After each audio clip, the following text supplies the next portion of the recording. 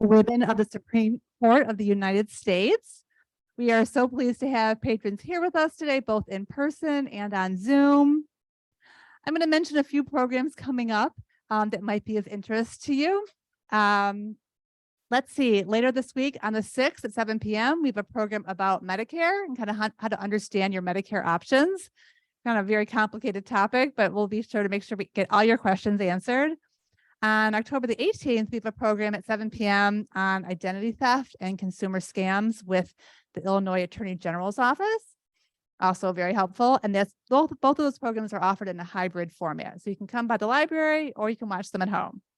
And then on October 20th at 1 o'clock, we have a program called Jazz, America's Indigenous Art Form, and that is only online. Let's see, for our at-home patrons, you can still put your questions in the chat. You can put your questions in, kind of as you think of them, during the program. You don't have to wait till the end, and we'll make sure your questions get answered. And for our patrons here at the library, if I could ask you to please turn off your cell phones or silent your cell phone, that would be great. We have some books here on the table about some of the justices that you're going to hear about today, so you can check any of them out and take them home and keep the learning going. Corey, if you could press record, we're going to record the session. Oh, okay, great. Okay, so I'd like to introduce you today to our speaker. Tauya Forst is a professor of justice studies at the College of DuPage. Her experience includes both civil law at British Petroleum and legal solutions. Her legal experience in both criminal and civil areas has shaped her passions for intermingling law, education, and restorative practices. She's also Community Relations Commissioner for the Village of Glen Ellen, and she's active and participates at the College of DuPage's Black Student Leadership Committee and co-leads the college's Human Resource Equity and Diversity Subcommittee. So very involved professor at the university. I would like to welcome Tauya to our library. So welcome. Thank you. Thank you so much. So if you'll indulge me for a second, first I want to say thank you to all the lawyers who came up and told me they were here. Usually I get ousted later. They usually tell me, and I once did a presentation on the Illinois Supreme Court, and this is how you have to make sure you know your audience, right? At the end, a gentleman who we may all know came up and said, I was on the bench, you did as well, and I almost died, right? So if there are any Supreme Court justices in the room, come out now. But that's just my joke. We are here to really transform ourselves into the moment. And I believe that we're in a great space to learn about these justices. So will you come with me for a second? Okay. Honorable. The Chief Justice and the Associate Justices of the Supreme Court of the United States, oyez, oyez, oyez, are persons having business before the Honorable, the Supreme Court of the United States, are admonished to give their attention to the presenters who will now present. God save the United States and these honorable members of the Supreme Court of the United States, lady justices. We will hear a presentation this morning regarding this honorable Supreme Court of the United States, the lady justices, and in the end, we'll answer the remaining question posed to one of our lady justices: when will there be enough ladies on the bench? Come with me, if you will. So we'll do a few things in our short time together, and I want to make sure you understand that I am not here to give you the complete overview of the court. It would take way too much time. My focus is to introduce you to the Supreme Court, to help us understand a little bit about the Supreme Court, to introduce our wonderful ladies of justice, and then to really understand their impact. So as you can see before you, I wanted to just start with what the authority is for the court. We look at both Article 2, and we understand that Article 2 actually discusses the executive, as well as Article 3. Within those two articles in our Constitution and some additional subparagraphs or sections, you get the authority for how the court is set up. And so that, along with the Judiciary Act of 1789, actually prepares us for what we now know as the process for obtaining Supreme Court justices. In short, there's a nomination by the president. Once the president nominates the person, and we should go back a second to say that the president tends to actually speak about and to other individuals who may help them make the nomination. This isn't something that they take lightly. Once the nomination is made, it actually goes to the Judiciary Committee. They will then talk about and entertain thoughts and concepts about that particular nominee, and they will send that nominee with the recommendation. Once the recommendation occurs, then it will go to the actual full Senate for a vote. And we've been, I guess, lucky. I'm going to use the word lucky enough to actually see how this process is played out in more recent years, because it's been on TV, and not just CNN, not just, for the political junkies and so forth. This is in prime time. That really makes me excited, because I think that the Supreme Court process is really important for everyone to know. In case you were wondering about this concept, you hear sometimes about packing the court. You will know that there has been a varied number of justices. So we have had as many as 10 justices on the bench and as few as 6. In 1869, the number was set at 9. However, there is nothing constitutional that actually keeps this number here. So when someone says that they're going to pack the court, that isn't exactly correct, because it's not as though there's changing some real sense of what the Constitution says. Of course, the number 9 is set with the Chief Justice being the head and the leader, and always being the first voice that you hear, and then 8 associate justices. So I wanted just for a second, let me see if I can move this to make sure everyone has a good view of our current court. You'll see that there are caricatures of the justices, because does anyone know what today is? And that is the first Monday in October. Actually is what? Right? So they have not officially set for us to have that official Supreme Court picture. So bear with me if you think that I was trying to not do them justice. I just needed something where they were all pictured together. And of course, as you can see, every one of the justices except for our Chief Justice is actually named Justice. So that's important, because sometimes people want to use the term judge, and a judge is not the same as a justice. Of course, our Chief Justice is Chief Justice Roberts. Our junior on the court would be Justice Ketanji Brown Jackson. She had her investor on Friday, and so she will be official today. Really excited about that. And then our most senior justice is actually Justice Thomas over to the right. So we will not get into each and every justice, but I did want you to see what we're working with. One thing you'll notice, something that has never been done before, is that there are actually 4 women on the bench. So that's sort of going to shape how we discuss the lady justices. As you can see, I invited you to meet the Roberts Court. So there have been 17 courts that have occurred in total. Each court is actually indicated by the name of the Chief Justice. So currently we are in the Roberts Court, and he was pretty young when he came to the bench. So we'll see him for a good little while. All right, understanding the Supreme Court. So I just thought this was a beautiful picture. Don't you agree? You don't usually see such a beautiful picture, but I'm going to destroy it now. Okay, so how does a case actually get to the court? We actually will do what's called a request, or those who want the court to review, and it's called a writ of certiorari. This particular request may come from lower courts, right? So it may come from the state highest court and or a district court, district of appeals court. So you will see a writ of certiorari.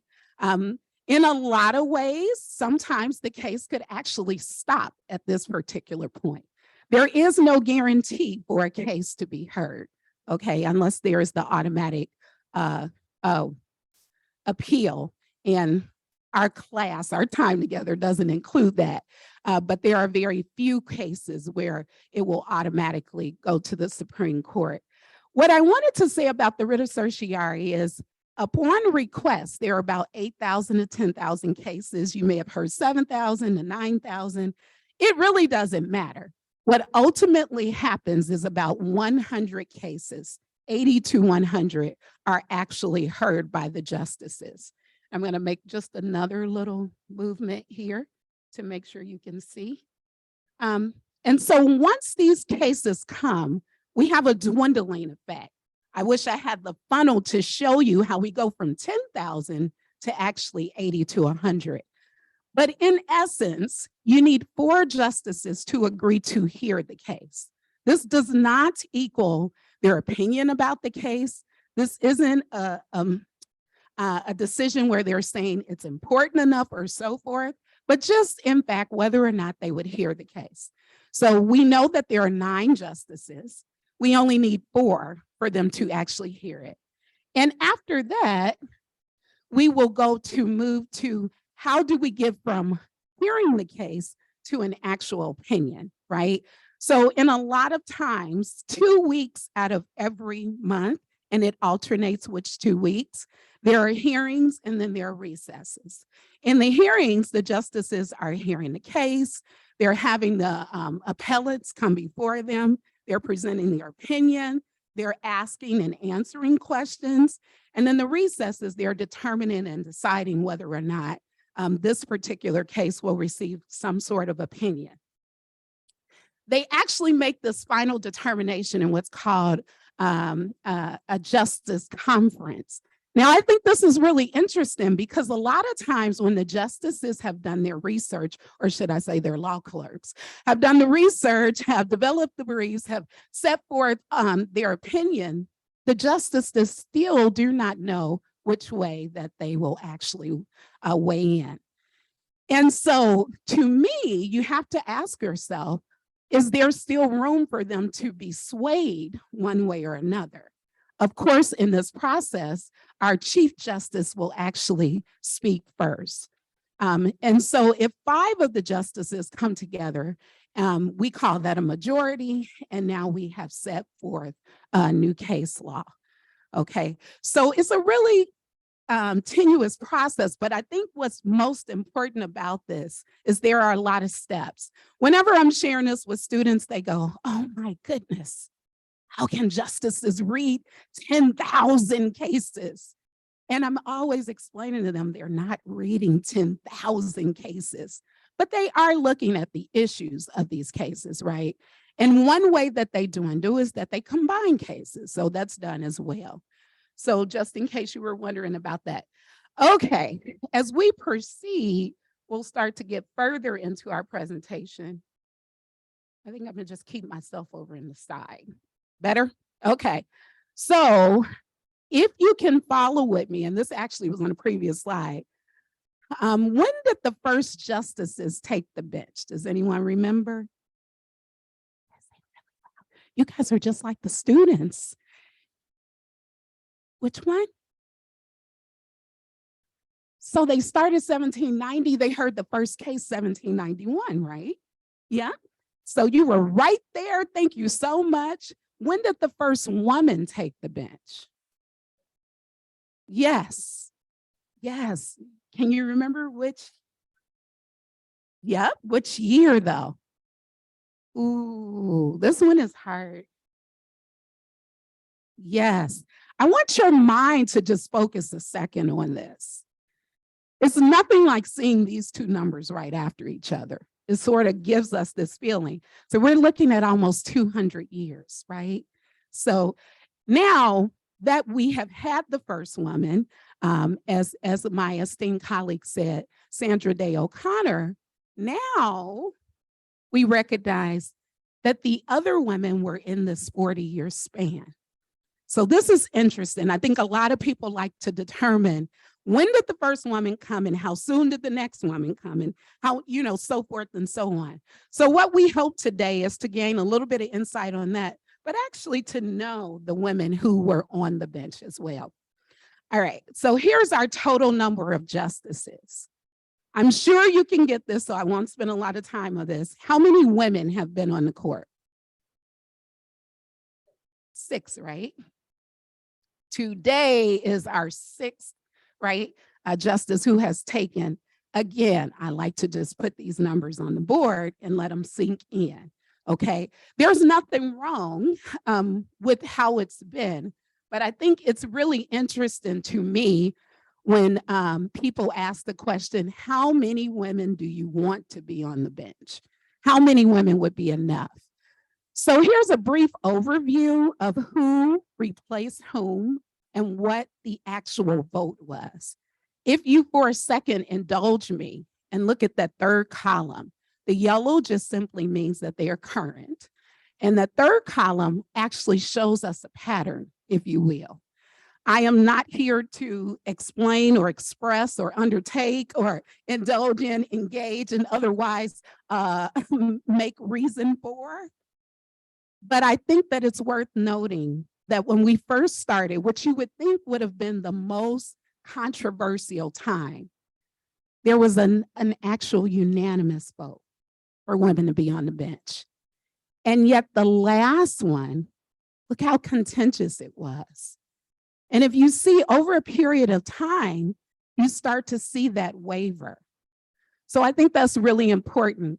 The last column is pointing to the assignments, who's within which particular circuit. I have that information here for you if you like to know, but I will point out Justice Amy Coney Barrett because she is homegrown, right? She's actually a part of our appellate assignment in circuit.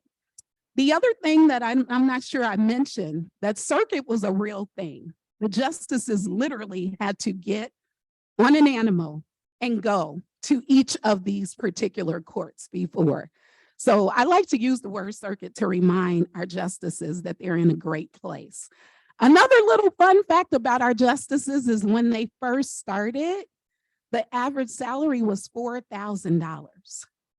Can you guess what the average salary is now?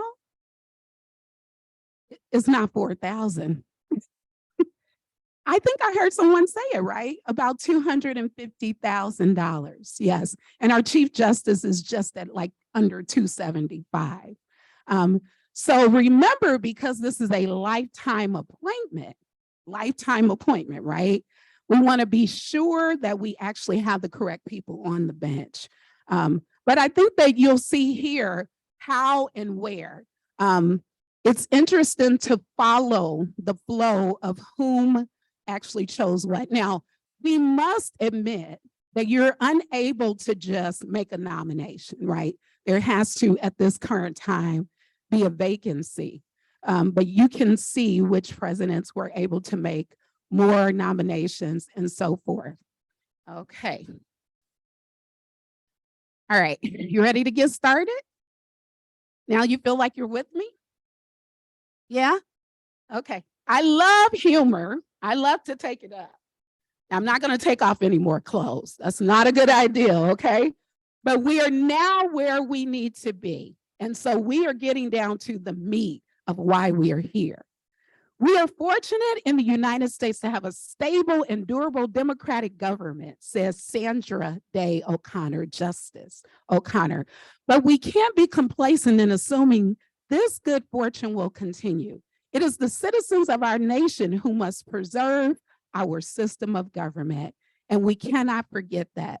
I love to talk about Justice Sandra Day O'Connor for several reasons. I mean, number one, she's a trailblazer, yes? She was the actual first one. And her book over there, First, is wonderful. So if you would like to choose that, I have to give full disclosure because my husband is, I think, watching. He read the entire book. Thank you, honey, for that information. There's just really wonderful little tidbits about her life. One thing that I think you'll find interesting, and I try and do a couple little fun facts about each one, or interesting facts, is that she grew up on a ranch. And she actually finished university at 16 as well. But before she even went to university, she was so in tune to her education that she took over control, even from her parents. And she actually decided to go live with her grandmother to receive a better education. So her story is that although women were allowed to go to law school, right, they were not allowed to practice law. And so after she received, after she receives this wonderful degree, and we're not talking about women who were not first in their class, right? Because you can imagine they had to be. She could only get a job at the county. And for a lot of time, she was only able to be a clerk or an assistant. You'll see this again with Justice Ginsburg as well. But she made the best of time, and that's what I love about her. She took this opportunity. She went to Germany. She came back. She was always a very dedicated jurist, and in her thought processes, very intentional about where she was going next. So it's interesting to know who actually appointed her and some of her opinions that followed her. This is a justice who essentially listened to what was happening with the people, and she began to see how her particular vantage point may not have been the only vantage point. Now, she was still adamant about making sure that states' rights were superior, but she also started to recognize that there were other vantage points to this. So she goes on to become a state senator in Arizona. She enters into the Supreme Court. Those who practiced before her in the other courts actually recognized that she was tough, right? They used to come and they would have all kinds of wonderful parties in court before Justice Sandra Day O'Connor came. They would run up tabs, charge clients a lot of money. Can I say this on video? I'm not sure. But at any rate, once she came in, she really increased the professionalism of the Arizona courts. She insisted that that occur. And so if you look at her actual, her opinion in Mississippi University for Women versus Hogan, and even Planned Parenthood, this is a case we don't typically talk about. We talk about Roe, and we jump sort of to Dobbs. But this is her first case regarding abortion, where she really began to say, this particular right is a right that is constitutionally protected. I point that out not because I want you to have the politics of it, but this is someone who you would not think would speak like this. And so I think the transformation of the court and her experiences with other people help with this. So you ready for my interesting fun fact about Justice Sandra Day O'Connor? You ready? She actually was, I think, the only justice who received a marriage proposal from another Supreme Court justice. I know, right? You got to read the book. No, I'm kidding. It's actually Justice Rehnquist. He pursued her doggedly. He really wanted to be with her. And she had brought him home twice to her family. And what occurred at that time was her mom could see she was not really interested. But she was nice, right? I think. But you'll find this even more interesting. Later, Justice Rehnquist married a wonderful woman, stayed married to her. And Justice O'Connor married her husband. They became great friends. They actually entertained together. This couple came to see Justice Rehnquist when he got on the bench. Can you imagine that? Interesting. The thoughts, the grumblings and mumblings that must have went on the bench. Okay, the lady justices.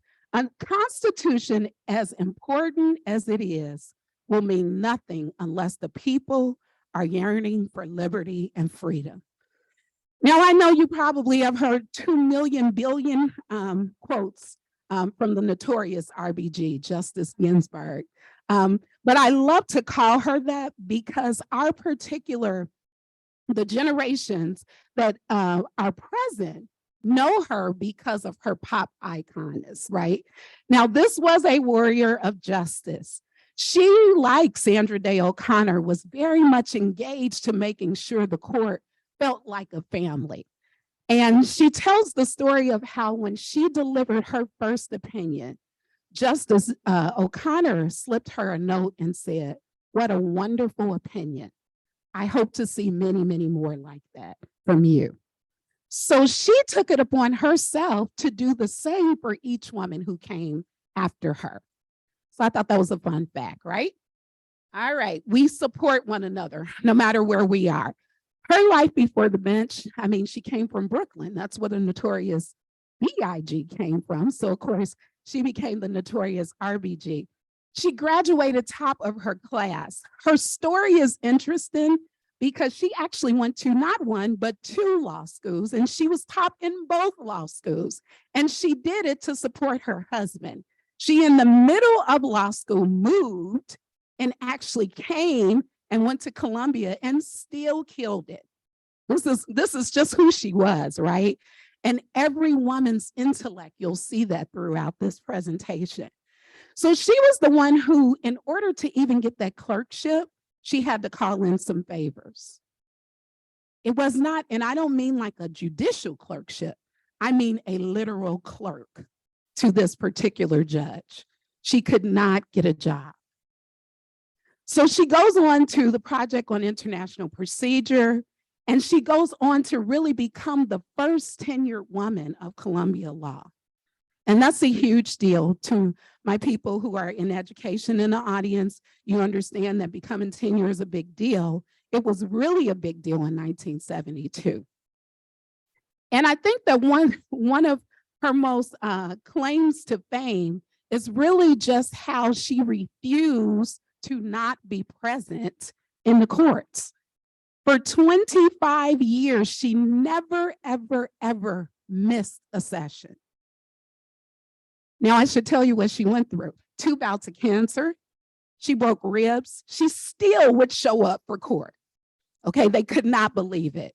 But that's just a part of who she was, right? To show how much she cared. And even in the end, she thought she would hang on in there to try and help, but it didn't happen. So, and then there were 2. So first, I'm sure Justice O'Connor was thinking this is way too much. But now she gets a friend and they're able to be there. Justice O'Connor was on the Berger Court, the Rehnquist Court, and the Roberts Court.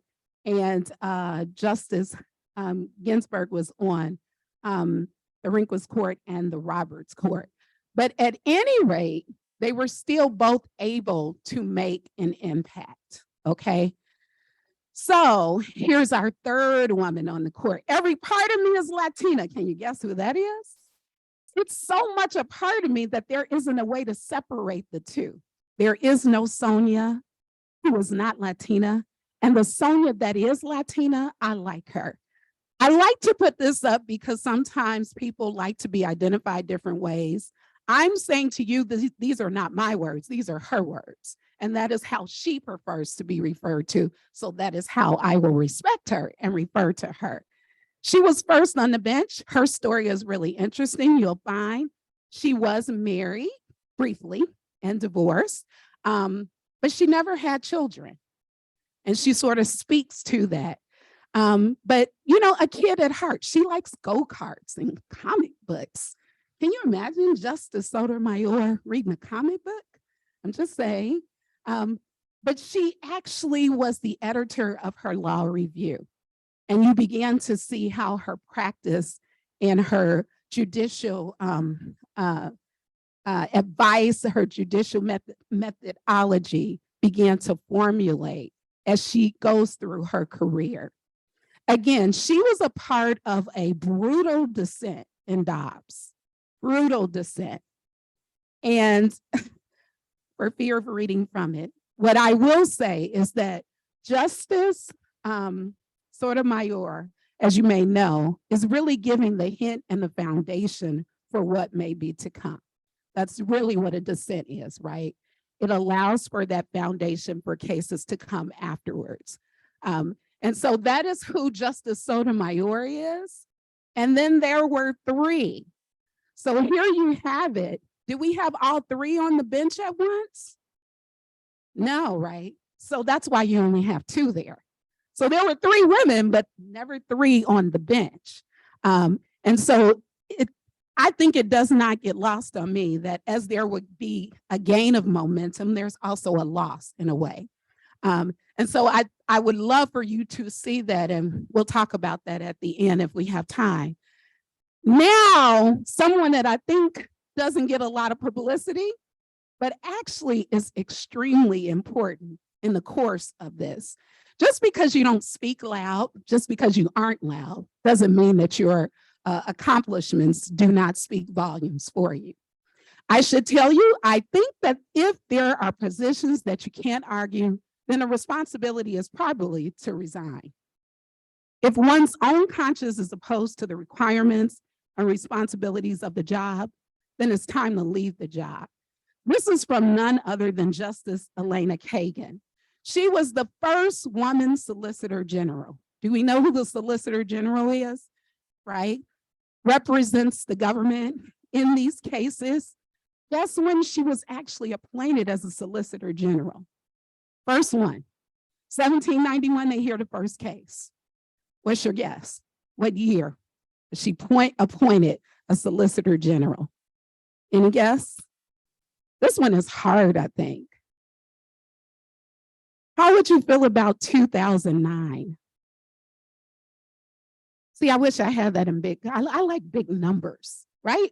But 2009, so as we do not give her, I think, her due, clearly she is the first to become the Solicitor General. And so you see how her actual credentials, you're able to see that actually brings her to one of the most important moments, I think, in an opinion, and we'll get to that in a second. I should tell you some fun facts about her. She also is very much into laughing and joking and that kind of thing. It's interesting because she never married and she doesn't have children. She clerked for Justice Thurgood Marshall, which then actually, and there's only three of the justices, lady justices, who clerked. And only one justice actually was able to sit on the bench with the person he clerked for. I'll let you think about that. That's a little tidbit. But she went from U of C, and she actually was there with none other than past former President Barack Obama. They taught there at the same time. So you start to see all of these circles and things connecting. She was a Harvard professor. She was the first dean of the law school. Look at the year though, right? So she was really instrumental in trailblazing. I don't know why we don't have a book about her, Ross. We need one. So she was the first female solicitor. And I want to speak a second about Miller. Miller was where she took this concept. It was her own opinion. And she determined that really juveniles are not in a position biologically to be able to receive a sentence that is life. She later would extend that, right? It would later get extended, but she saw fit to actually take a very serious stance, one in which you saw with her being the first female dean of Harvard and the first female solicitor, and she embodied that in her judicial methodology. Okay, and now there are four. But if you look at Justice O'Connor, she's in regular guard. So now it gets exciting and really interesting. Now we have three women on the bench at once. And we do start to see some strides in areas for women. But I think most importantly, what these justices have admitted is that they were able to properly support one another. You wouldn't think at this level they would need that, right? But they're still sort of getting their footing for how they can determine what they should share. So Justice Amy Coney Barrett, in a system of precedent, the new majority bears the weight of explaining why the constitutional vision of their predecessors was flawed and of making a case as to why theirs better captures the meaning of our fundamental law. She was the first distinguished professor to sit on the bench. She received that designation not once, not twice, but 3 times. And I think that that's pretty interesting, because you want to know who gives you that distinction? I wish it would be easier if it were the Supreme Court. It's her students. Her students had to vote for her for this distinction 3 times. So I think that that's something that we should really focus in on. She was very much instrumental, and you can see I should say that she was the oldest of 8 children. She has 7 children. Her youngest child has Down syndrome, so she's balanced that as she continues to work outside of the home, if you will. And she talks about really being torn with being there for her children, as well as being in the workplace, which I think is important, because that's a serious aspect of women.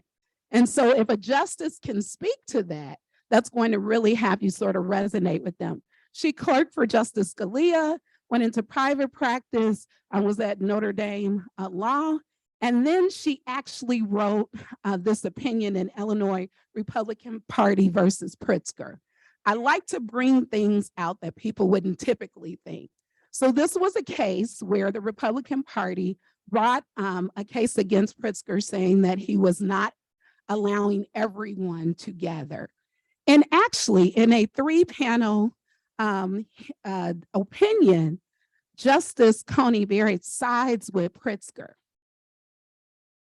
Oh yeah, I saw your heads do whiplash, right? So, but this is the way that it should be, I would think. She's one of the justices who consistently says our personal thoughts should not actually shape personal opinions, personal whatever, how we rule. Now, I'll leave that to you, but I think that it's worth noting that she actually did come through with that mentality in that case. Okay, and there were 5. I just need to stop here for a minute. I mean, this is beautiful. 5 women coming to the bench, and yet we recognize that there will be more. But again, we have this issue because only 3 are seated at one time, right? So you'll see later, one of our justices asked a really good question, and I'm wondering if you'll have the answer. I've worked hard to get to this point in my career, and I have not achieved something far beyond anything my grandparents could have possibly ever imagined, but no one does this on their own. That's the part I really want to hang my hat on. She recognizes that although she may be the first, she certainly should not be the last, and she did not get there on her own. The path was clear for me so that I might rise to this occasion. In my family, it took just 1 generation to go from segregation to the Supreme Court of the United States. Powerful. So Justice, you guys want to say it with me? I've had several people ask me how to say her name. Ketanji Brown Jackson. Justice Ketanji Brown Jackson. This is her debut, her first day on the job, and we look forward to hearing many things. Although I call her the first Black woman, I always like to point out, you should actually want her here for more than just race. Here's what she stands for. A mother who consistently dealt with this issue of whether or not she should be working or actually being with her children. Literally going back and forth, taking positions that were less than money so that she could be there for her children, right? The next thing is that she was actually the first woman, the first man, the first public defender on the bench. Period. Public defender. No kidding. Yep. So we like to talk about her race. That's great. But I think judicially, we would be remiss if we did not speak to the fact that she actually was the first public defender. Can you imagine what those discussions will sound like now? There's just a different nuance in the room, I think, that will occur. And so she was actually born in DC. She was reared in Miami-Dade. And I found out in my research that she actually was partners with Matt Damon. For you guys would like that. Anyways, she went to Harvard University and of course, graduated with complete honors and was the editor of Harvard Law Review. Her experience is extensive, but if you look at her dates, unlike most people, she weaves in and out of what she's doing because she's trying to find that balance. So law clerk to private practice to, wait a second, my kids may need more. I need to take a better paying job, right? Her husband is a surgeon. I would be remiss if I didn't say that. Not saying he didn't make any money, but this still seems to be a primary concern for her. And she speaks of that. And there you have it there, 2005, Assistant Federal Public Defender.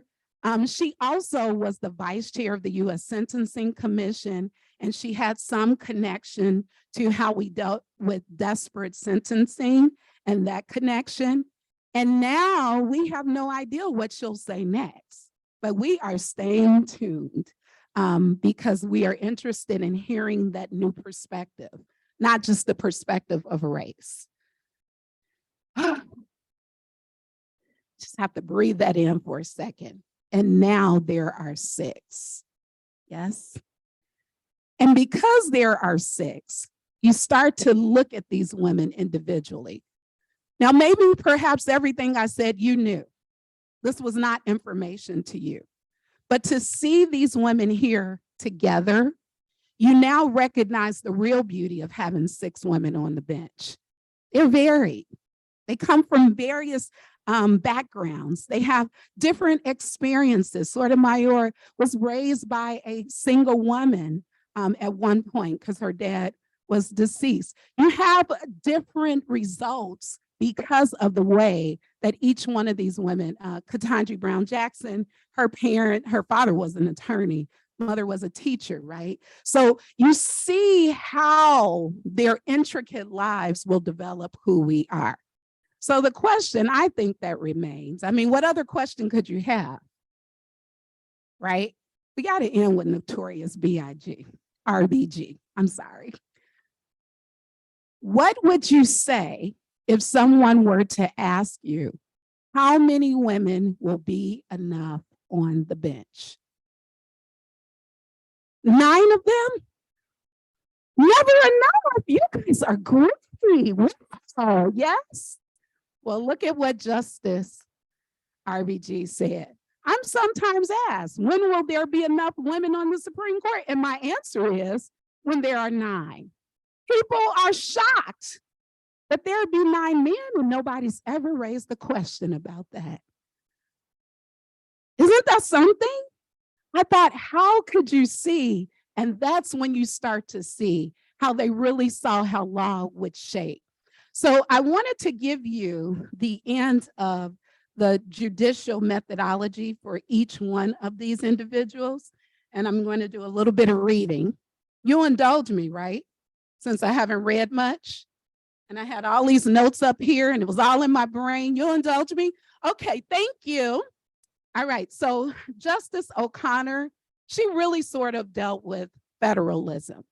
She wanted to make sure that her concerns in the long term would still protect state governments, but she started to really shift. Okay, so that was her impact. She began to show her friend, and I'm not sure we can call him her beau, Justice Rehnquist and others, her newfound freedom and information. Justice Ginsburg actually believed in a living constitution. And that meant that the Constitution, of course, would adapt over time.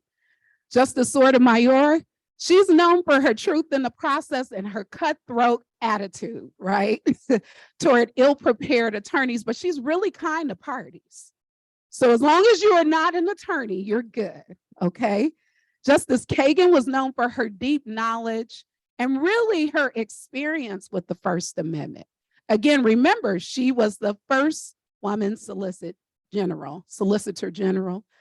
And then Justice Kagan was known for her originalist view, the interpreting of the United States Constitution. And we believe that she is a protege of Justice Scalia. And then finally, Justice Jackson. So some people say they know what her judicial methodology is. I'm going to wait for her actual cases. How about that? How about we wait till she actually speaks on the topic so that we can see? But I look forward to hearing how each one of these women will then shape our particular Supreme Court in such a time where we're losing faith in the court. So how many women will be enough on the bench? It's when we stop talking about the number that actually is enough, I think, in my humble opinion. So I appreciate you being here. Thank you. I will try. Thank you. No, let me clap for you. I will try to field any questions. We have any questions in person or any questions online. I hope the tidbits of the justices do you justice. Everyone knows how they believe, but I think the way that they were shaped is interesting too. Anyone? I know I have colleagues in the audience. I'm peeking to see if I have a Supreme Court justice member. Yes, sir. So that's a really good question because my answer was going to go back. Is there much collegiality amongst the justices now? And immediately what I thought of, right, was RBG and her friendship with Scalia, right? And how close they were and how they joked and interacted. But you don't hear a lot of that now. Now, I'm not going to say there isn't, but from what I can tell and what they're willing to release, I don't see that. I think that what I suspect is that we still have a very new court in a lot of ways. And so I'm hoping as they're on the bench for life, that they do develop sort of these relationships, because that only helps the rest of the country, really, right? That they're able to at least see. I think that was the beauty with how Justice O'Connor approached her work and how even RBG in a lot of ways approached her work, being able to connect with someone who doesn't necessarily have your same opinion, right? That's what it's about. Yes. Mm-hmm. The amount of salary that they receive seems lowish. I'm going to just repeat what you say for our online audience.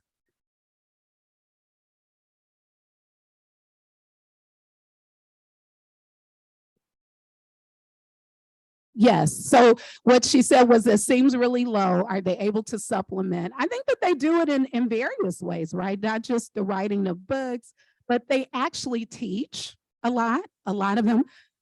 Yes. So Justice Amy Coney Barrett actually just taught a class. She went back to Notre Dame and she was able to teach. And you can imagine being a judge, right? I'm trying to be kind here, but this is going to receive a better salary at this point in time. I don't think that they see it as lowish. I think that they feel because it is a position of a status and they're able to make an impact, right? It is service. This is service to the country for sure. And government doesn't pay a lot to our at-home audience. But I think also just that reminder that this is service, right? We could never pay them enough. We are the government. We could never pay them enough. Certainly they could make much more. But they take their off time and they're able to make a couple dollars, just a couple. Yeah.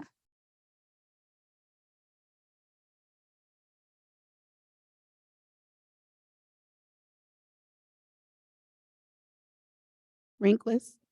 Mm-hmm.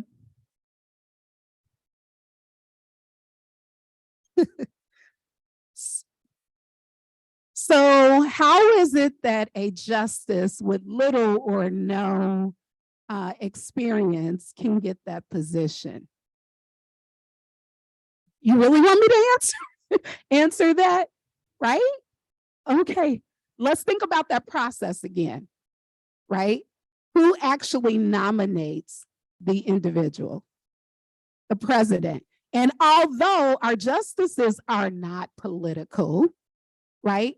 In most instances, we see our justices aligning with who the nomination comes from. So I'm not going to speak on his credentials. One thing I will say about each and every justice that goes up, the legal mind is there. The legal mind is there. So the experience piece, there can be more and there could be less. I believe that Roberts was really chosen because of his age at the time. They really wanted someone to be there who was going to be there for the long haul. And I think he's grown into who he is now. I was very happy to hear when things were not right side up, that Roberts would join the other side and actually join in their opinions. And that's really what you want a good Chief Justice to do, to try and look at the totality of the circumstances and right some wrongs in a different way. And I think that's what he did. They didn't know he would do that, no. But I think once it sort of came to a point, right, there was times when we had 8 on the bench. And I think I should mention here, because I was thinking about this in regards to Merrick Garland, and I'll come to you, and I know we're running out of time. But Merrick Garland never received a vote, right? But this actually happened to Justice Elena Kagan too. I don't know if you guys knew that. She was brought up as a nominee. Now this was to the Court of Appeals. She never received anything, and guess who took the seat? Roberts. I digress, yes.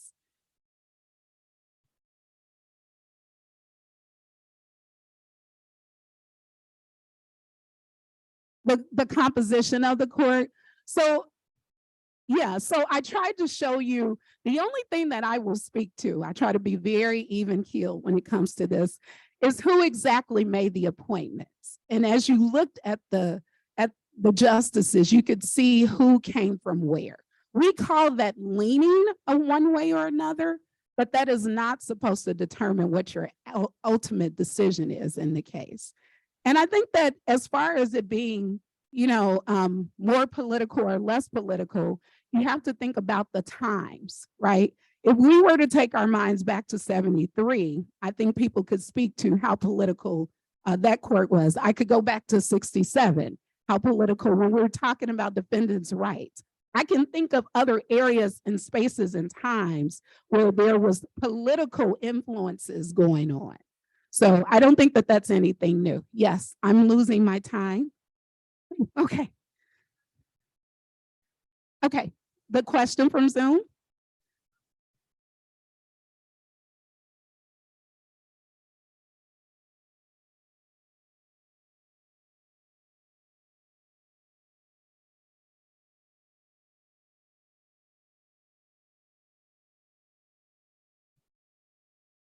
So why is it that we continue to allow our justices to have this particular confirmation, right? Because they do go from nomination to confirmation. And I think the short answer is we really hope that the way that the system was presented, that it would work. And the way it's supposed to work is if you, in fact, are in a position for life, you're less likely to lean a certain way when you're deciding the case. I'll leave that up to your wonderful minds to determine if you believe that or not. I'm not here to convince you, but that was the purpose of the lifetime appointment. I will say though, and I submit to the questionnaire, there were times where the court absolutely did not follow societal times. I'm thinking of Plessy. There were times where the court absolutely did follow societal changes and so forth. I'm thinking of Brown 1 and 2. And there were times where we start to see a shift, right? And I'm thinking of Planned Parenthood, I'm thinking of Roe, And now I'm thinking of Dobbs. So I guess I would submit, at which time are we looking at? Because I think sometimes, and it's not for me to determine. Now, what I would like to see is something done about the other pieces. Perhaps have some actual canons for our Supreme Court justices. It seems to me every other level of judges have that. So the justices should. I would also like to see the justices make some real incline as to how and why and what parameters are around the nomination and confirmation process. So by way of example, Amy Coney Barrett was confirmed in 30 days, and Justice Thomas, it took 106 days. So having a little bit more a process where it's more straightforward. And then last but not least, this leak, the leak of the Dobbs opinion, right? I think if we start to deal with some of these other issues, that perhaps we will send a message to our court that we as a country are committed to holding our justices to a higher standard. But that's an opinion. Any other questions? Yes. So at this point, we're looking right at that language that was clearly stated. So we can have an amendment, and many of the amendments did change the articles, right? So that's possible, but we could at least start the conversation. And I think that the standard is so high, the answer is probably no. However, we've seen our power in how we were able to change. We, the community, because I don't just want to say citizens, because it doesn't just apply to citizens. We've seen our collective ability to make changes over those key cases that I shared. Any other questions? You guys are hot on this. This is fun. So I think what, oh my goodness. Do people believe as though Dobbs might be revisited? I think the short answer is we're scared and we're waiting. You do know that a lot of these issues are coming up in this session. So keep your eyes open, right? Some of these affirmative action issues are up. There's another case that deals with women's reproductive rights. There's some additional cases that are out here. But I think if we look at the Dobbs, both majority and dissent, we can see where that current court would be. Who we haven't heard from is Judge Brown weigh in. Anything else? Is this our last question? Okay.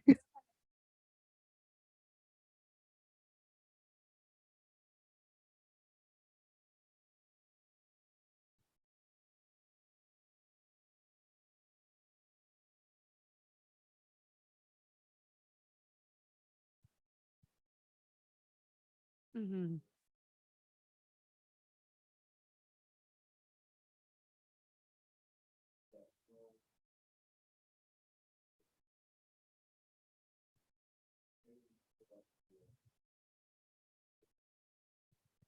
So can I repeat what you said to make sure the audience heard?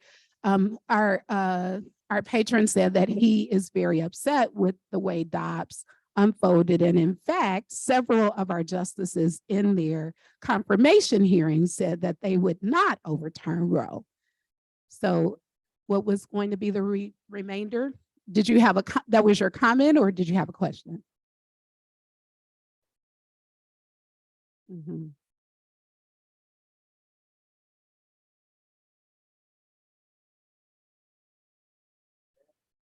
Mm-hmm. That's why, and I want to repeat what he said. He said that because he holds them to the highest standard, that it's a travesty that they are actually breaking faith. There are several articles out there, but one that I can think of is the Supreme Court, is it in crisis? Another article, can we fix the broken Supreme Court? I'll go back to what I stated in the beginning when I talked about the process.